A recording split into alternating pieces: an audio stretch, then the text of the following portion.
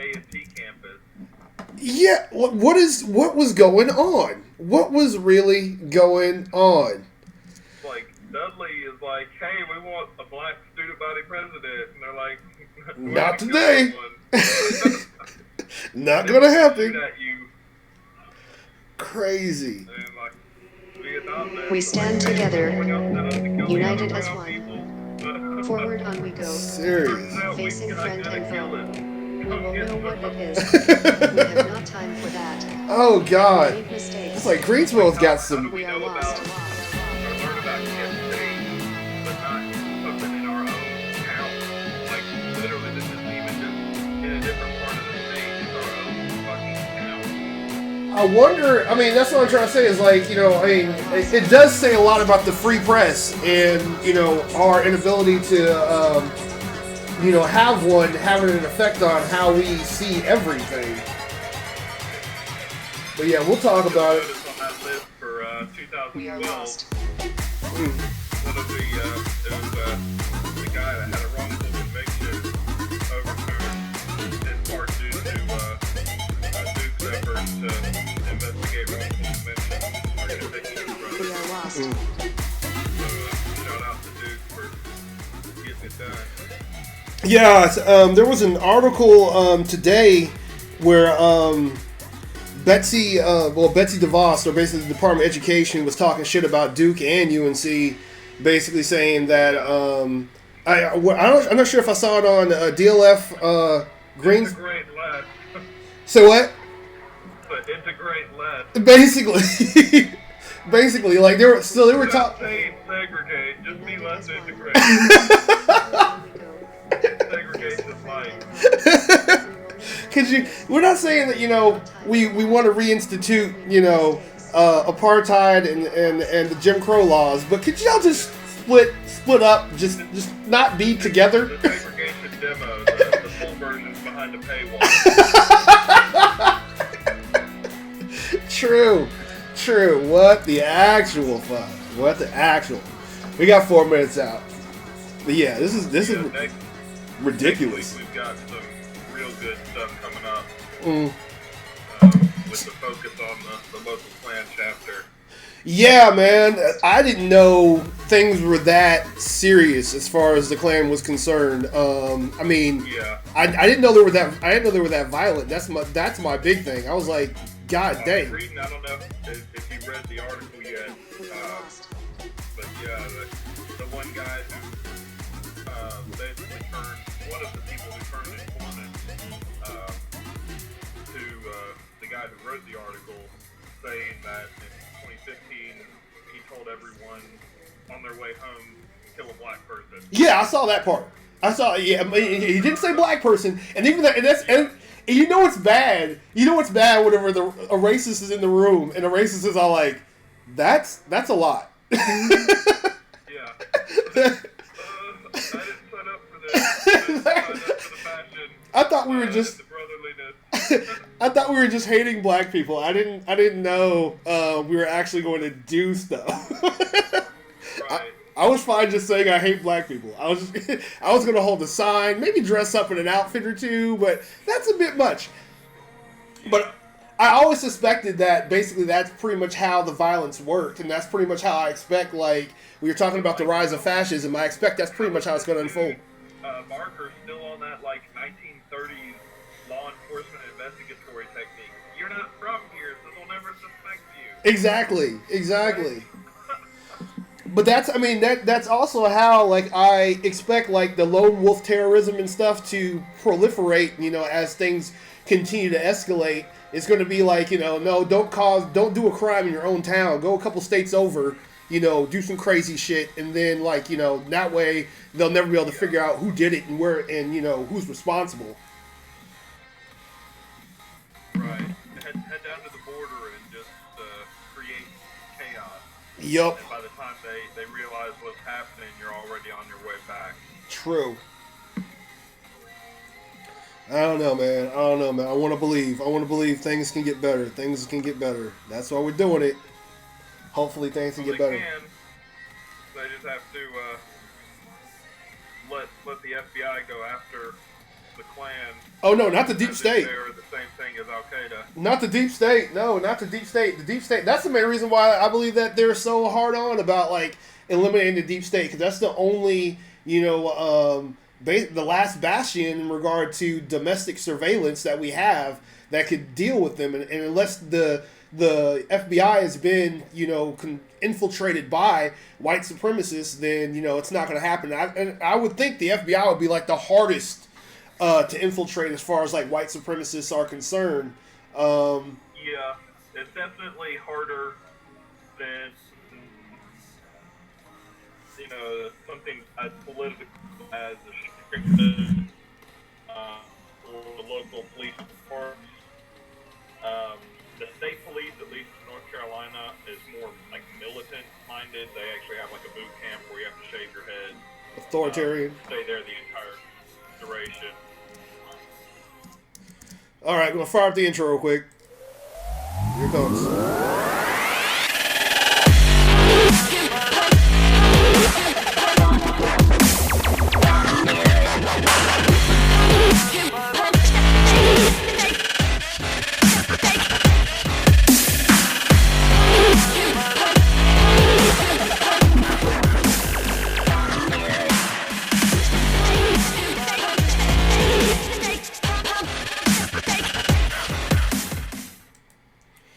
Okay, DLF live, coming live from an undisclosed location. Here we are, me, here's Lee. We're doing it tonight.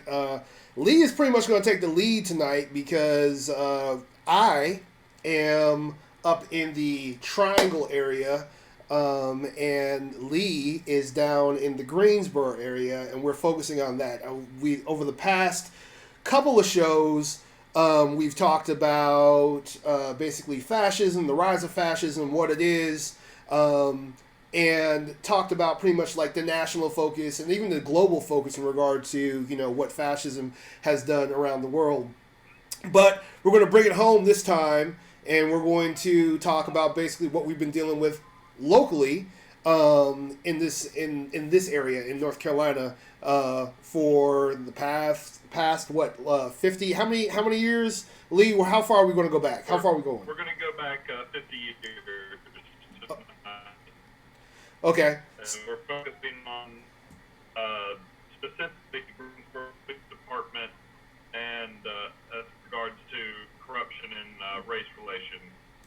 So about 50 years, Greensboro's corruption, race relations. I mean, we're not going to talk about like money laundering or anything like that. We're focusing specifically on race-based policing, profiling, violence, unsolved crimes. Basically, what people in Greensboro are dealing with. Quick note, well, two things. One is we do have an announcement. One is that we are moving our broadcast time to Wednesdays. So that's going to be announced, next week, but I want to announce it first, here. So before the show next week, I'll put out another title card, letting everybody know when and where we're going to be on. So if you tune in on Thursday, you will have missed us by one day.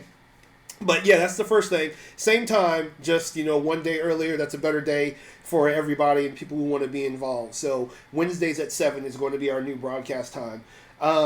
Second thing is, one thing that I have had to, address online is basically, comments all over the place. People share, what we're doing live, and they, want to comment. And if you share the video onto another page and people comment on that page, I can't see it. I can only see three official portals. One is my personal page, that's wide open. It's a public page, so anybody can go there and log in, or not log in, but comment on that page. I can also see it on the YouTube And I can also see it on the DLF Live page. So if you have something to say to me, I'm not ignoring you, and I don't respond, I'm not ignoring you. 9 times out of 10, I probably can't see it because you're commenting on a page where the video was shared. And, oftentimes I might be able to see it later on after the fact because I'm tagged or somehow, but I can't see it in real time. So I don't want anybody to feel offended if I'm not responding immediately or if Lee's not responding immediately. I try to respond as soon as I possibly can. So we have one viewer right now, and normally that number goes up and down as we go throughout the show. But yeah, those are the two things. We're showing next week, and if you want to talk to me, you got to be on one of the official pages that I broadcast to. My personal page, J. Brandon Johnson, the DLF Live page, or the Snap personal DLF Live, or the YouTube page. I get all those comments there. So anyway, that being said, let's get ready to rumble. Let's get started. I have visual aids and everything ready to go. We do have one comment already. Riz Javade is saying the largest KKK organization in America is in Caswell County. That's 15-minute drive from Greensboro. Yeah, so that's what we're focused on. And not only is Greensboro the home of one of the more active KKK chapters, it's also one of the more violent historically KKK chapters. There's a bunch of stuff. I'm gonna let Lee take the lead, but I'm gonna chime in with the stuff that I read that was off the chain. I'm like, God dang, you can't tell me that Antifa, is the real menace after hearing about some of this crazy shit. As recent as last year, you got people who have had multiple arrests just walking around free for doing some crazy violent shit that we will be going into tonight and next week. This is going to be a 2-part series where we're talking about things that have taken place over the past 50 years in regard to white supremacist violence, specifically focusing on the KKK. But Lee, go ahead, you do your thing. You can lead it in. I just wanted to add to the announcement too. If anyone has any topics that they wish to see addressed, true, or even want to appear as a guest host, let us know. We're always wanting some fresh voices. Exactly.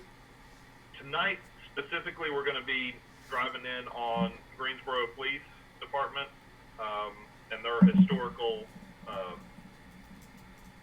missteps, if you will, on race relations and corruption in that regard. Next week, we're going to really drive in on the local KKK and how they tie into some of these events, and then and now. But a little background on me. I'm a Greensboro native. Lived here most of my life until I left for the Army, and since moving back, I'm in just inside of High Point, but still in the area.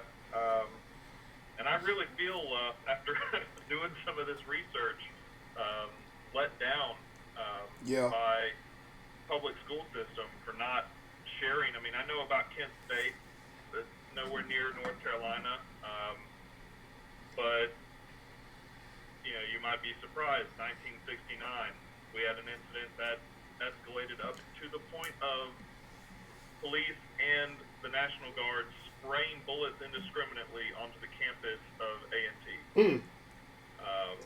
This started with black students at Dudley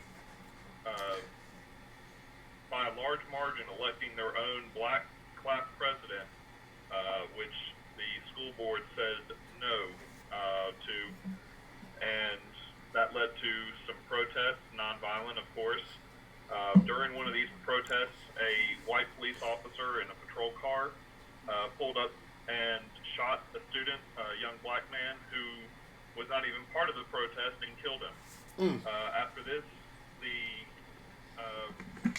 a group of African-American Vietnam veterans decided to take up arms and defend the campus of A&T, which led to, of course, we can't have strong black men taking care of their community. What about gun control? What about gun control? Police rolled in with help from the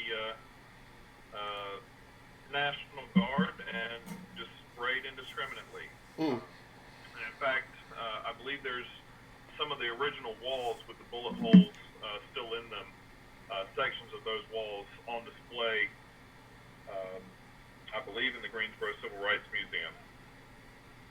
Well, I mean that's the thing too. I mean, like Greensboro has been very very instrumental in regard to the progression of civil rights. So I mean, it's kind of understandable that that there would be a significant amount of violence or racial violence because of the fact that there were things going on like the Greensboro sit-ins and SNCC, doing nonviolent protests throughout the area and whatnot. And yeah, I mean, we're still in the South, so I mean, yeah, Virginia on down. You're dealing with some serious Confederate bloodlines that didn't want things to change, didn't want things to get better. So I mean, it didn't justify anything that's happened by any means, but it definitely explained a lot of stuff that's gone down. And I was surprised to find in 1979 we didn't just have Klan members, trying to push back against all these, developments in regard to, racial injustice. I mean, '79. That's when I was born. So I mean, I thought, basically after the '60s and shit, stuff kind of like, started to taper off. But no, you had the Klan members and fucking Nazis. We had Nazis and the Klan at the same damn time joining forces to basically push back against racial progress. Yes, and this was actually the deadliest Klan violence incident in the history of America. Here in '79, we had a group of people who weren't having the Klan and any of their bullshit decide they were going to have a nonviolent anti-racism march in protest of the Klan. Of course, the Klan didn't take that sitting down. What the Klan didn't know was that they had a confidential informant that was informing to a detective in the Greensboro Police Department with them. He knew that they knew that there was going to be a protest. He knew that they were planning to show up at the protest. He knew and reported that they were loading guns into these cars and forming a caravan to drive from where they were to Greensboro with intent to use those guns. Wow. His handler, the detective, I believe, was following the convoy, and we have reports of two officers who were in the area responding to other calls, who were told over dispatch to clear out of the area where the protest was to be held before the convoy showed up. So we have the Greensboro police knowing that there are violent white supremacists showing up armed to a violent or nonviolent protest, where the cops made the protesters promise not to be armed. That's another key thing. So they knew that they were going into a target-rich environment that wouldn't be able to defend themselves, at least right off. And we have independent reports of other officers being told to stay away from the area. I guess they didn't want any of their own getting caught up in the crossfire or possibly taking out any of the Klan members before they had their fun, if you will. And when they showed up, they killed 5 people and wounded 11 more. I believe eventually some shots were fired back in their direction. But of course, in good old-fashioned cop action, they showed up and arrested the protesters who were shot up. So right there, that's our first big direct link between Greensboro racial corruption and the Greensboro Department Klan. And it's not, I mean, and Riz is commenting now, and he's basically saying, the Rockingham County Police Department has been instrumental in covering up hate crimes. I mean, we know this has happened across the country, in various cities and towns all throughout, all throughout America. There's a history of, racism inside and outside the police department. We also know that, the FBI was investigating basically the infiltration of law enforcement by white supremacists prior to Trump being elected. That's one of the investigations that Trump actually shut down. And so, to operate under the illusion that things have changed, that things have gotten, I mean, that suddenly, after Martin Luther King died, after rights were, given to people from different backgrounds, in regard to integration and whatnot, to operate under the illusion that things just got better, just overnight. I don't know, that's very, very short sighted. That's very, very myopic, if you ask me. Right. They may have gotten incrementally better as you've been able to diversify police departments, as you've been able to have more community policing, but it's not gone by far. Absolutely right. I've been seeing several times in the past week a meme or whatnot on Facebook saying, why do you never see police at Klan rallies? The same reason you never see Spider-Man and Peter Parker in the same room. This is true. That's the truth right there. I had an interaction with someone today. He's obviously right wing. He is former Army, and of course, one of the first things I noticed when I looked at his profile was his banner picture was the 3%er logo.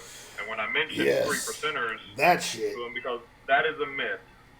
If you don't know the history of the 3%ers, there's a myth that only 3% of the total number of colonists fought in the Revolution. That's a myth. It's a lie. It was about 13 to 15%, if memory serves. So that feeds back into fascism with their everyone's the hero, distorting the reality. A small percentage were heroes that actually stood up. He mentioned his tattoo. He's got a 3%er tattoo. Oh my God, he's committed.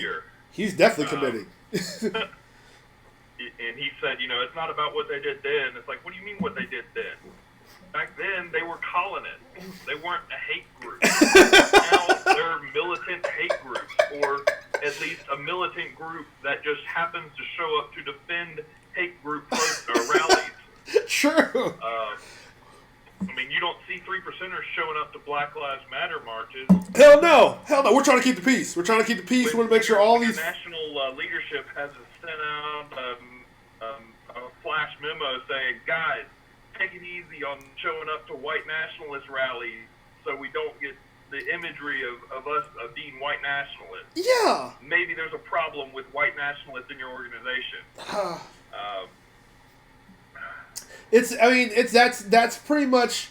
I mean, that's what we're talking about in regard to crypto fascism. It's like they want to pretend like they can speak the narrative, and we're supposed to believe the narrative, but we're at the same time we're not supposed to pay attention to what you do. Like if you're talking about just protecting the Second Amendment and whatnot, and protecting free speech and bullshit, then you should be showing up to every damn rally, not just the rallies where the Proud Boys are marching in the street or the Klan's marching in the street or whatever. Like I mean, for some reason they just take the day off whenever that happens. Right. I don't understand why you only show up whenever it's time to talk about making America great again, or blood and soil. And before the Unite the Right rally in Charlottesville, there was actually a Klan-based rally that was supposed to be in Charlottesville, I believe, a few months prior, and eerily similar to the '79 Klan massacre in Greensboro. The second in command of our local flavor of the Klan called the local Charlottesville police and told them they were going to be armed at their rally. And if they didn't make sure that the protesters who showed up were unarmed, the blood would be on his head. It kind of seems like they were trying to get something to jump off. Yeah. Because they know when they show up in public, waving Confederate flags, yeah, wearing Klan robes, yep, chanting what they chant. They're going to incite some shit. It triggers people. Exactly. Some people are so in their emotions that they do something hot-headed that they normally wouldn't do, and they're able to use that as a jumping-off point to initiate a retaliation. Yep. So they can sit there and point fingers and say, we didn't start this. Exactly. We were defending ourselves. Same. That's why I had to drive my car at full speed to a young lady and kill her. Exactly. Because some scary men were shouting. Exactly. And that's the and that's the I guess that's the paradox. Well, just like you said, it's a bait tactic. It's basically designed to pull people out, get people, inflamed or incensed, get into people's faces, and then provoke an interaction, which more often than not is being recorded by some Nazi in the background on a cell phone to broadcast online.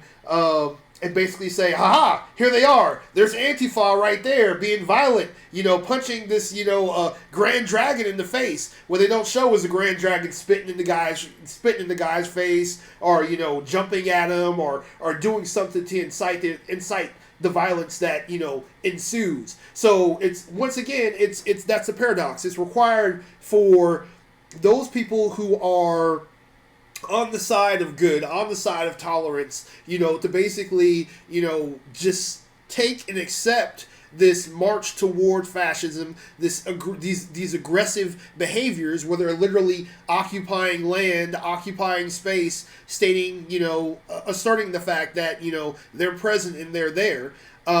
In aggressive ways. You're supposed to keep the cool while they dial up their rhetoric, dial up their violence into a point of provocation, and then basically there's this interaction that's going to be reframed via their distribution channels to make it look like, there's this big threat of liberals, intolerant liberals that have to be put down before, they take over. Sorry, I had to answer a work call there for a second.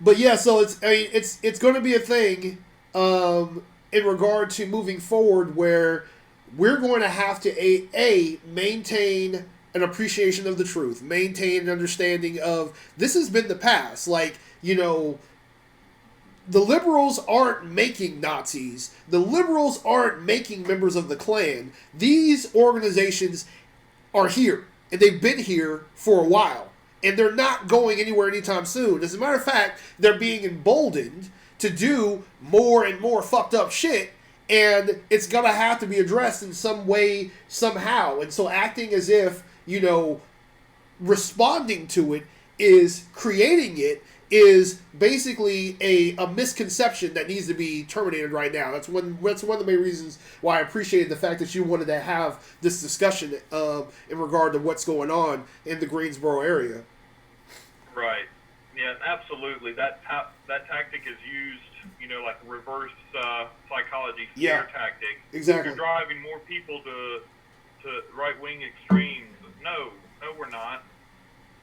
The U.S. has made plenty of terrorists. You can't tell me that someone who gets his wedding day drone strike because there may or may not be a terrorist present isn't going to be radicalized. One second. I got you.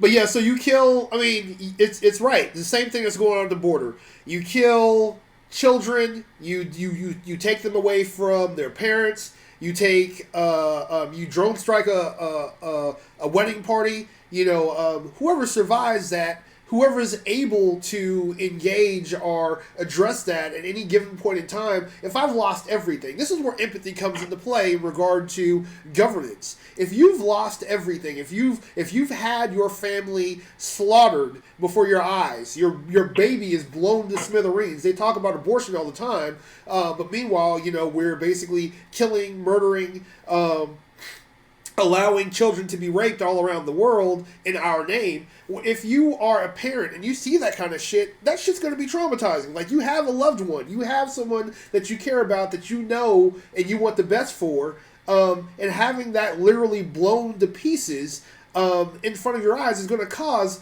a little bit of anger, cause a little bit of frustration. It's going to make you want to take that shit out. So this is why what we're doing at the border is a national security risk. This is why, not addressing this kind of injustice that's done by, our government at the local level in regard to, police departments, allowing young men and women of color to be killed indiscriminately without any kind of retribution, without any kind of without any kind of justice applied to their deaths. This is how you create, individuals who are like, fuck that government. I'm going to do whatever I can to fight back.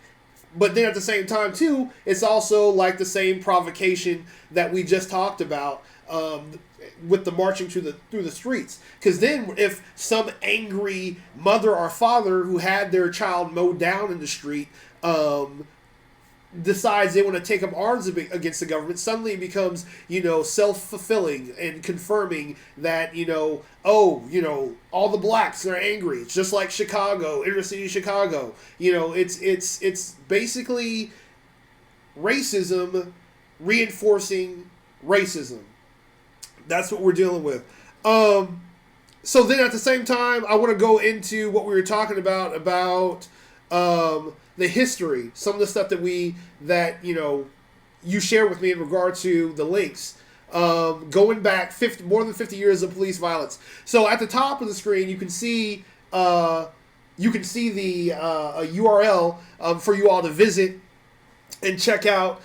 So nothing that I'm seeing or nothing that exists here is being pulled out of the ether. And I'll have these links in the comments later on for you all to click on if you want to see. But basically, yeah, we have more than 50 years of racist police violence in Greensboro, and a consistent pattern of aggression that is actually in data that we'll reference later on. And I want to thank Lee real quick for pulling this stuff up, so we can talk about what we've been facing, and actually have some kind of data, because oftentimes people will think that we're pulling these facts out of our ass when no, we actually have sources that we reference because we value the truth in regard to the Digital Liberation Front. We value spreading information that people can actually cite and use and say, here's a past, here's history, here's evidence of what we're talking about.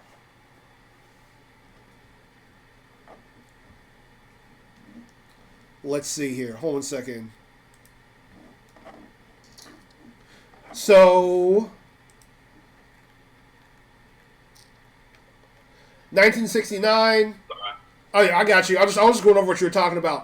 1969, the killing of Willie Grimes, the National Guard shoot-in of NCA&T. The Greensboro uprising was sparked when students at North Carolina A&T and James B. Dudley High School, in support of community organizations, protested civil rights abuses in Greensboro and the Dudley High School administration's refusal to let students pick their own black student body president, Claude Barnes, despite winning an overwhelming majority of the vote as a write-in candidate.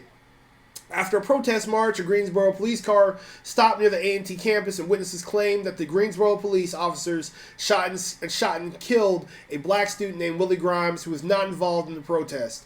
Vietnam veterans at A&T chose to pick up arms and defend the college campus between May 21st and 25th, at which point the National Guard was called in an attempt to stomp out black militancy. The GPD and National Guard sprayed the campus with bullets. The event was described at the time as the most massive armed assault ever made against an American university. Yeah, you can't really get much clearer than that. I mean, I can't imagine in Iraq we had a very tight ROE on governing what we could and could not engage with arms. ROE means rules of engagement, right? Absolutely. Gotcha. And we had positive. They called it PID, positive identification. We had to have either we were returned or we had criteria in the ID that had to be met before we could engage suspected enemy combatant. I mean, you're talking about modern weapons of war. We were firing indirect munitions, ties back into creating terrorists. I mean, we had not been in Baghdad very long, and for many people who don't know, Baghdad is a city of about 5 million people, so comparable to any major top 10 U.S. metropolitan area. Mm-hmm. And we had a mortar crew shoot around that, what we call a lost round. They don't know where it went, but it was not observed in the target area. Oops. So in the middle of Baghdad, just think about the middle of your downtown if you live in a medium-sized city or bigger, a 120 millimeter mortar projectile blowing up for no reason somewhere in that area. That happened. True. That's not something that we could take back.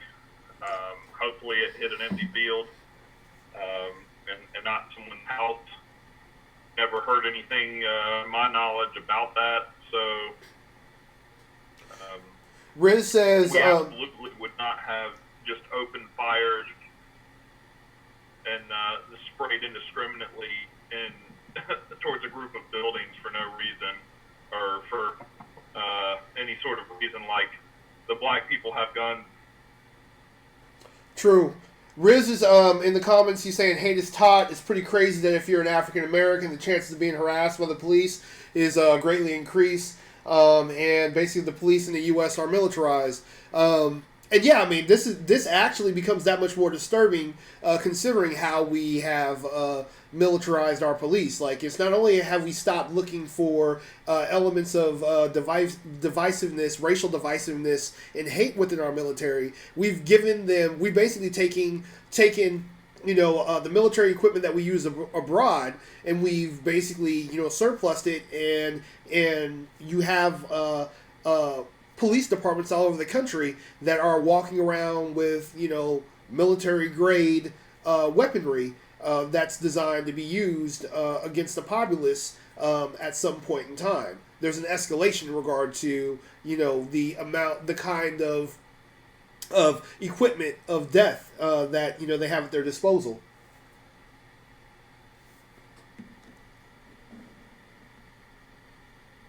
Yes, absolutely.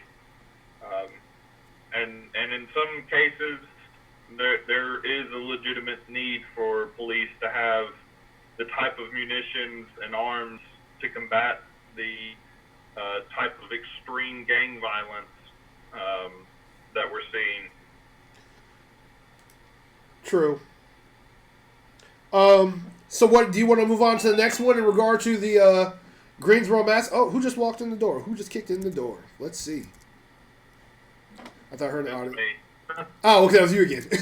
All right, so so 10 years after that A&T encounter, we have the Greensboro massacre in 1979. Do you want to move on to that?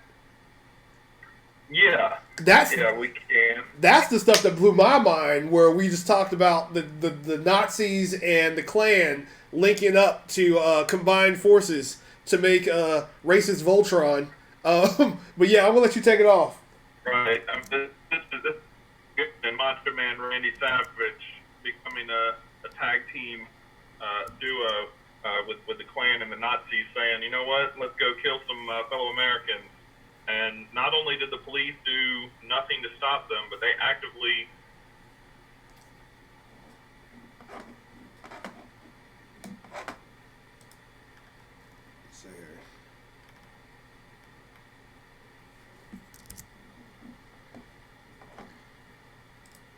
I lost you for a second. I'm going to go ahead and read it for you. On November 3rd, 1979, members of the Ku Klux Klan and Nazi Party killed 5 demonstrators during a pro-worker and anti-Klan rally. 11 more people were injured. In a civil suit in 1985, Greensboro police officers, Ku Klux Klan, and neo-Nazi members were found jointly liable for the wrongful death of one person. So, back to what Trump was saying, good people on both sides. There was a point down here where basically the police, the Klan, and Nazis were working together. Despite being found liable for the wrongful death in federal court, the GPD and the city of Greensboro have never admitted wrongdoing or held any officers accountable. In 2004, the U.S.'s first Truth and Reconciliation Commission studied the Greensboro massacre and made a list of policy recommendations to be implemented in order to improve race and police relations in GSO. These recommendations have yet to be implemented. And this article was written, July 6th. I'm not getting a date, though. Not getting a date. But yeah, I I mean, would say probably of 2019 since Okay. it goes up to current year. gotcha. So yeah, I mean, even still, we haven't done anything to encourage any kind of reconciliation of this situation. And yeah, just like it's saying, like the cops, the Klan, and the Nazis are working together, and that stuff hasn't changed. Just like you were talking about with the Spider-Man analogy, I'm pretty sure there's some people on the inside who are like, I got your back if some shit goes down. And that was even Let's go back and check the duty logs and see who called in sick or took a vacation day that day. Gotcha. And they're fighting the same tactics have happened with the Proud Boys in Portland and in Boston, where where there's been documented interactions between these individuals who are marching with the Proud Boys, identifying as the Proud Boys, and communicating in friendly terms with the police in the area that's supposed to be supervising and keeping the peace at the times of their protests, and not just in a situation, not just in a manner of we're going to be here and we're going to protect you as American citizens, but showing solidarity with in a offline, underground, covert fashion with these organizations. Yeah, I'm sure many of you have seen video of the motorcycle cops in Boston in front of where the counter protesters were, the so-called Antifa protesters, turning their sirens on and just sitting there, letting the sirens blast out And drown in out. front of these people who had no ear protection. I mean, that could be considered assault. It would be considered torture under the Geneva Conventions, True. using loud sound.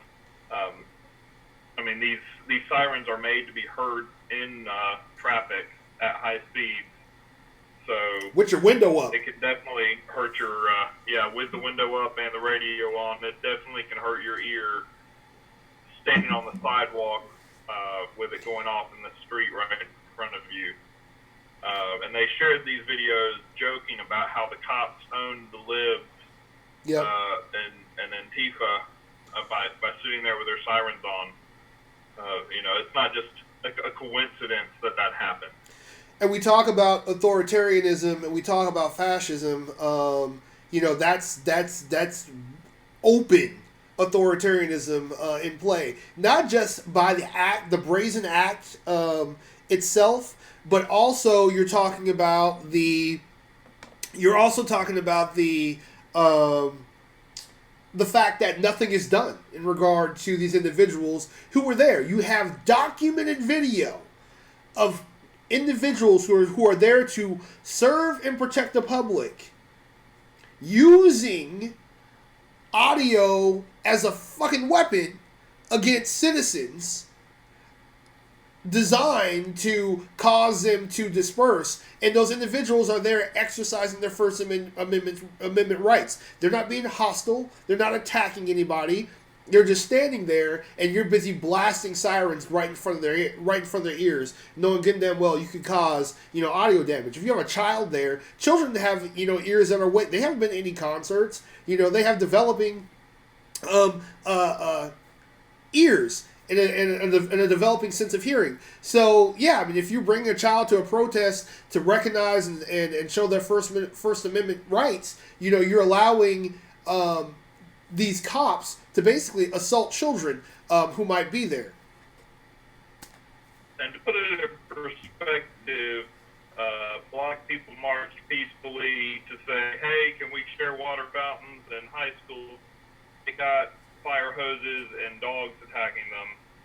The Proud Boys and literal Nazis and neo-Confederates march with flags of fallen enemies saying Jews will not replace us. Exactly. The cops say, man, we got to protect them. They have the right to say what they're saying. Yep. And literally attacking and arresting counter-protesters who say, we don't want racist shitheads anywhere in our town. Exactly.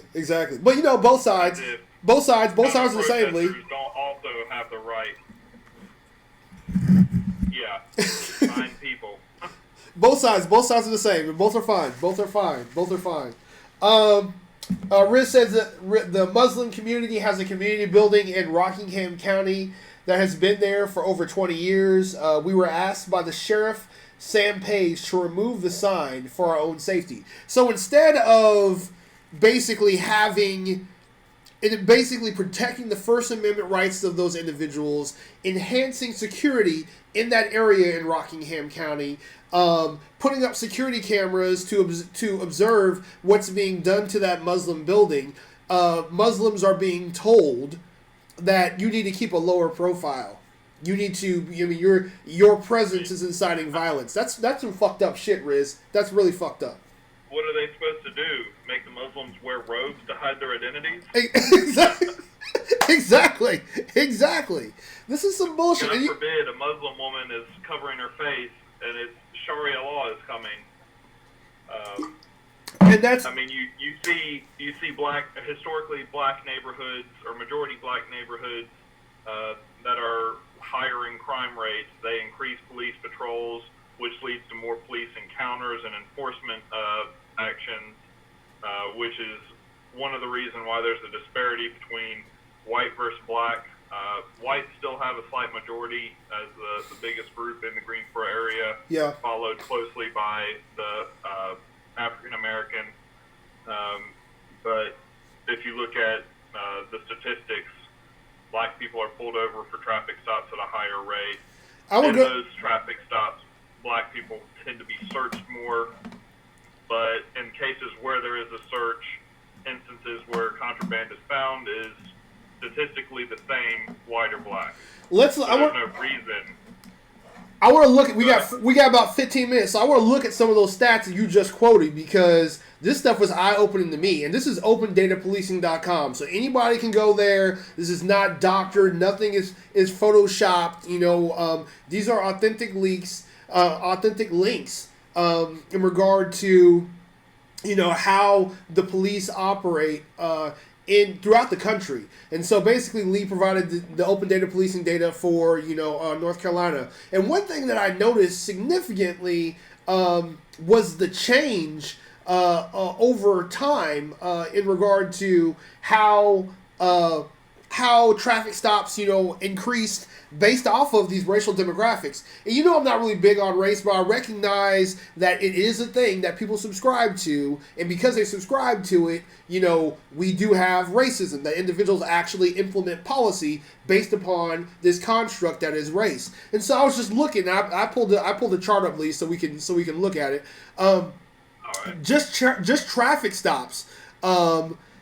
In 2002, 47% black, 44% white, but then you go to 2019, 57% black, 34% white. Like, what the fuck is going on? What is happening?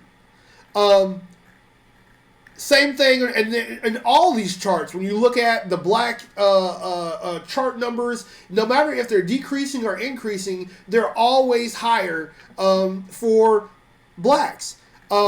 Departmental search rate, search data by race ethnic comparison in 2002, 29% white, 59% black.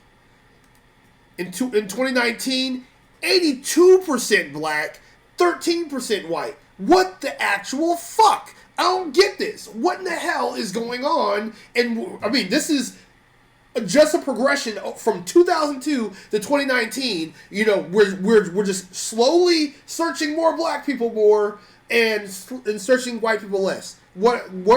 Who's making these rules? Who's making these mandates? It's got to be. I mean, either it's, you know, some wink, wink, nudge, nudge shit among all the cops, or there's something going on that we're not being made aware of. Right. And it has to be, you know, there's no way it's just coincidental. If you've got that much racial bias in your department, you know, obviously they're not putting out policies like, you know, Operation Pull Over the Black People and search their asses. Something's happening.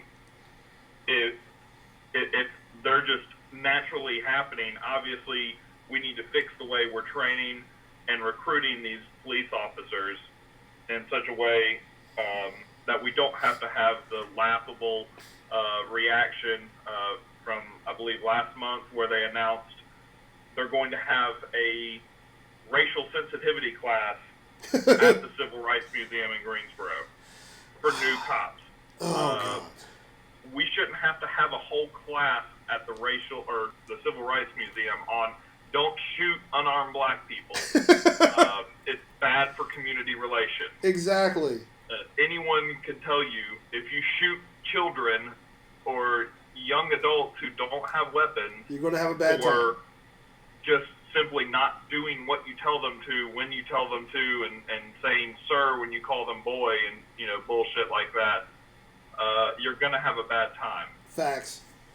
Yeah, Riz just said white privilege, and it's hard to look at these numbers and say that does not exist. For anybody who is saying white privilege does not exist, I don't have any privilege. If you get pulled over by the cops and you only have a 13% chance of being searched, where if you are of color, it's probably going to happen, then yeah, that's privilege. You don't have to worry about, like, what do I have in the car? Is there anything in here that's suspect that could be used against me, that might be interpreted as something, that's contraband or illegal? You shouldn't have to walk around with that kind of fear in you. That shouldn't exist. If it does exist, it should exist for everybody in the population collectively, across the board. But that's not true. The numbers are right here, and the numbers do not lie. The numbers do not lie. Right. I've been pulled over a couple of times in the past few years. Never once has it crossed my mind, I hope this doesn't escalate to the point where this cop decides that I'm a threat to his life. Exactly. How much is this going to hurt my wallet? And that's the truth of it. And that brings us into, just like you were saying, use of force. Because if you get stopped, first of all, in order for you to engage with law enforcement, you have to be stopped by law enforcement. So we've already seen a disproportionate amount of traffic stops are stopping by police officers of individuals of color versus individuals who are not of color. But then once you have those engagements, now we have this situation where use of force can come into play.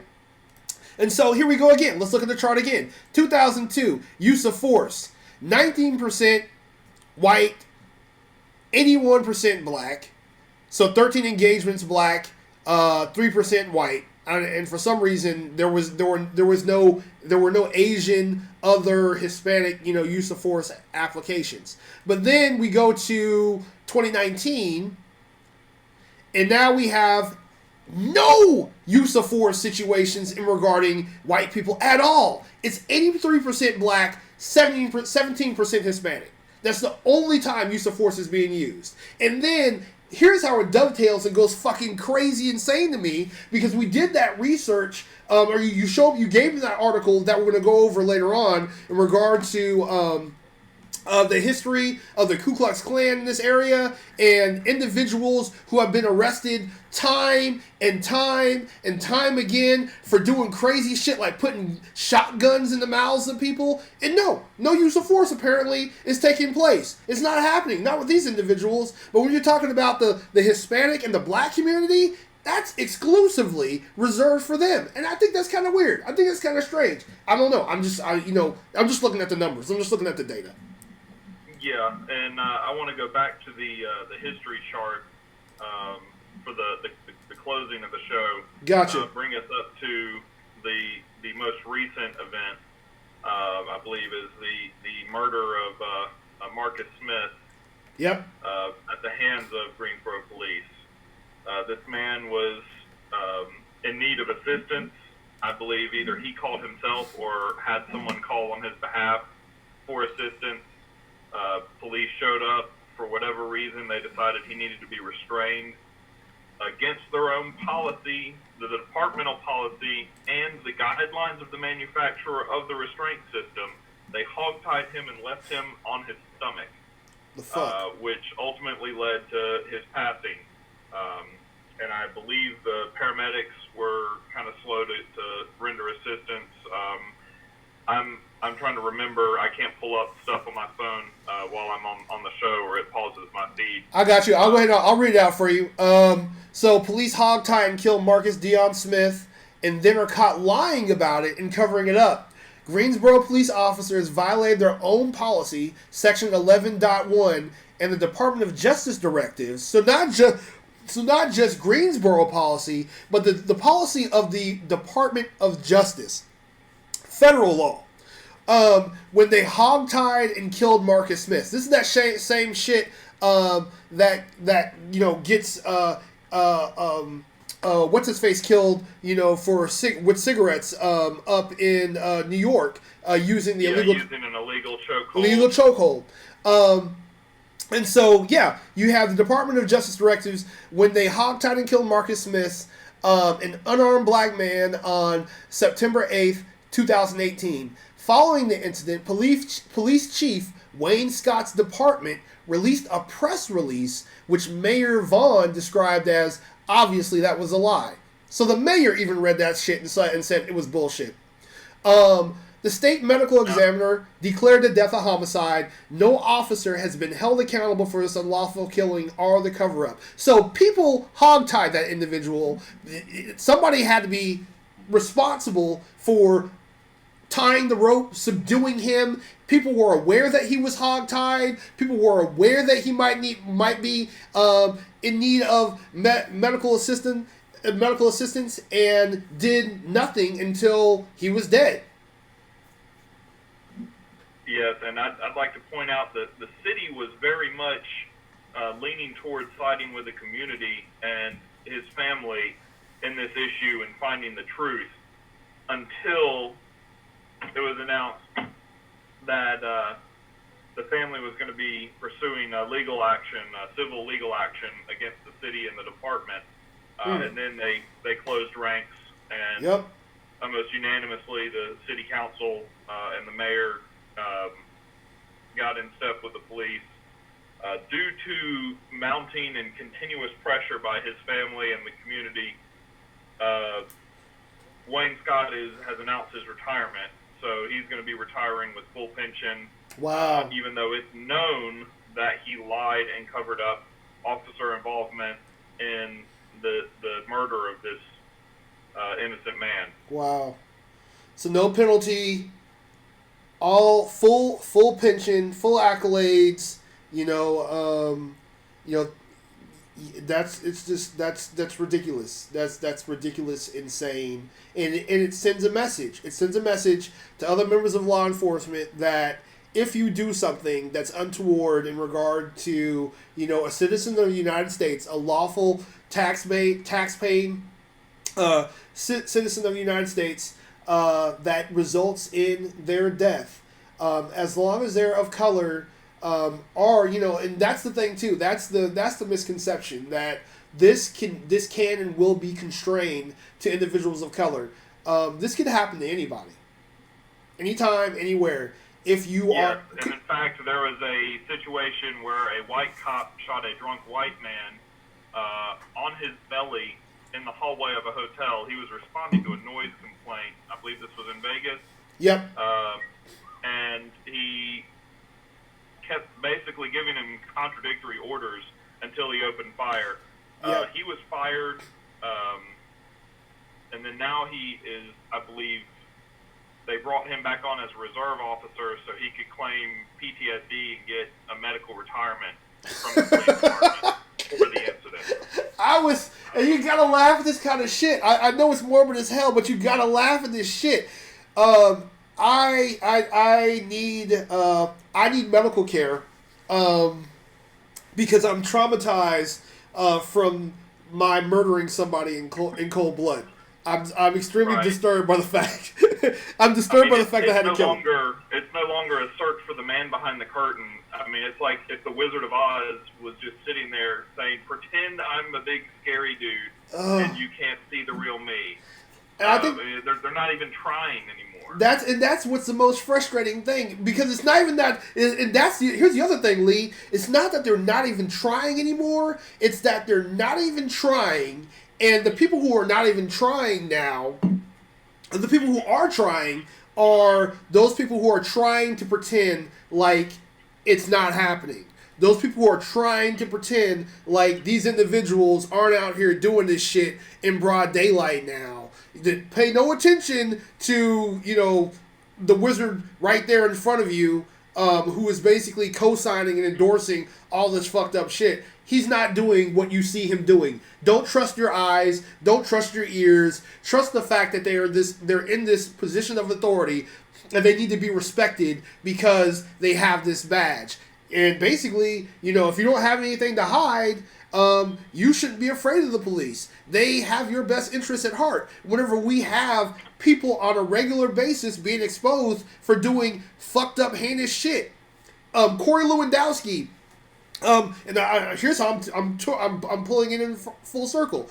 Corey Lewandowski used to be a law enforcement officer. We saw in his testimony earlier this week where he just basically went in front of fucking Congress and lied straight to their fucking faces, and not only lied to their faces, but basically said, fuck you, what you gonna do about it? This is how I feel about you. What you gonna do about it? And basically, the members of Congress said to him, like, dude, we have you dead to rights. You were either lying to law enforcement or you were lying to the media. And he was like, well, I have no obligation to tell the truth. And then you have him go on Fox News. You have him go on ABC and basically continue the fucking, dog and pony show. And it's like, what in the hell? Like, didn't we all just see this guy say that he lies to us on a regular basis? Why are you giving him fucking airtime? At that point, we should, as a society, should say, you know what? Your ticket's punched. We don't need to hear from you anymore. You're full of shit. And it also reinforces the fact that, yeah, all law enforcement is composed of individuals who have beliefs. And those beliefs, oftentimes, can be reflected in regard to their actions. Everybody who has a badge doesn't suddenly become a fucking saint. It doesn't happen. And so we need to stop pretending like that's the case. We just need to. And these jobs, you see it in the military to a lesser degree, but it's still there. Any job that gives you authority is going to attract people who crave authority over people. Bullies bully people because they know they're weak. They put up a front of strength. And it, for the most part, hope they never get challenged. As soon as someone stands up to them, boom, it's gone. They're not a bully anymore. They're revealed. Exactly. You give that bully a badge and a gun, and all of a sudden you challenge me. Well, guess what? I'm going to end your life, and I'm going to sleep like a baby, and I'm going to laugh my way to the bank when they put me on a 3-month vacation paid while they quote unquote investigate and find no wrongdoing. And then here's what I'll do, Lee. Then I'm gonna come back to the job, reapply for my position, so I can get my pension and everything that I need, that I work for, and it's gonna be like it never even happened. And then whenever somebody else in the force does the same shit, we're gonna back him too. And somebody else in the force does the same shit, we're gonna back him too. And then that's how you get a fascist Gestapo militarized police force on domestic soil. That's how you get that kind of authoritarianism, running rampant. And then factor in the worship of law enforcement, and you got basically superhuman soldiers that are above the law that nobody can fuck with or touch or persecute, and that allows these individuals to be the foot soldiers for those people above, because they're empowered and drunk off that power, and those people above are saying, you know what, you like that power? Here, go ahead and flex your muscles. Do a little bit more. And we're not just seeing it here in this country, we're seeing it around the world. You're seeing it right now in Hong Kong, where basically China has basically brought a huge police force that's amassing outside of Hong Kong to shut down the peaceful protests that have been taking place there. And already they're spinning the narrative. Oh, these protests are run by the same tactics here. These protests are run by, the real fascists. They're run by people who are against the Chinese government. They're run by terrorists that need to be shut down. So you have that bedrock, that narrative that's fed into the populace over and over and over and over again. And then by the time China kicks in the door and lets their police force run rampant and beat the population into submission and kidnap a few people to set an example, then the entire populace is on the side of the Chinese government. And they're saying, yep, they had to do what they had to do because all those terrorists, were in causing all that trouble and damaging, the image of China on the world stage. Like, it's the same thing. The same thing's happening all over the place. Yeah, that's absolutely right. And you do see it time and time again. A bad cop kills someone, they come back, they're given their job back, or they quietly leave and go get hired by another department. It's a never-ending cycle for most of these bad cops. And we're not here smashing on all cops are bad. No, not by far. There are truly some good cops. Yeah. And if you look back in those 50 years of history of Greensboro, that link, you'll clearly see the city of Greensboro has had to pay a settlement to Black and Hispanic police officers who were discriminated against within their own department. And that's and I want to end on that note too. I mean, I don't want anybody to get any impression in regard to me or you or the show. That's one of the main reasons why I value our friendship and I value our connection and how I found you fighting in the trenches online before this show even took off. And I do thank you for your service. And it's not just something I say; it's something I do respect. I have military members in my family. I have friends who have been former cops, former law enforcement and whatnot, who are current law enforcement and everything. And so I'm speaking on their behalf. It's not a situation where I believe that we should not have a police force. I'm not an anarchist. I'm pro-gun. I recognize the fact that guns exist in this world, and they need to be used to protect us. I recognize that we need to have a standing military. My issue comes from the authoritarian use of these entities, law enforcement, the military, to basically intimidate and suppress the individuals they're supposed to serve. The police mantra is to protect and serve. Same thing in regard to service. Whether you're in any of the branches, you're supposed to be a service to this country. You're not a service to the rich. You're not of service to the Republican Party. You're not of service to, racists. You're supposed to be protecting everybody. You're supposed to be, looking out for all, men, women, children, elderly, equally. And what we have now in regard to the rise of fascism is basically a corruption and a disgusting distortion of that role. But yeah, we're at 8:01. Thank you, Lee, for tuning in. Absolutely. Thanks to our sponsor, Healing Green Farms. Go there, check them out in regard to your CBD needs. They do custom blends. They do tinctures. Anything that you're looking for that's CBD oriented. To help out with seizures and whatnot. It's a movement. It's helping a lot of people get off of opiates and some of the other chemical and pharmaceutical issues that are plaguing this country. So, thanks again, Lee. Thank you for your service. Thanks for being on the show tonight. And thanks for watching DLF Live. Once again, we will see you on Wednesday. So if you're watching us now and you want to catch up with us next week, it will not be on Thursday. We are moving to the Wednesday time. And we'll be talking more about the history of white supremacy, white supremacist violence, the intersectionality between that violence and the Greensboro Police Department, and what we've been dealing with in regard to violence here in North Carolina, specifically in the Greensboro High Point Triad area. Okay? So thanks for tuning in. Appreciate you, and I'll see you next week. DLF Live. Love it. Yep.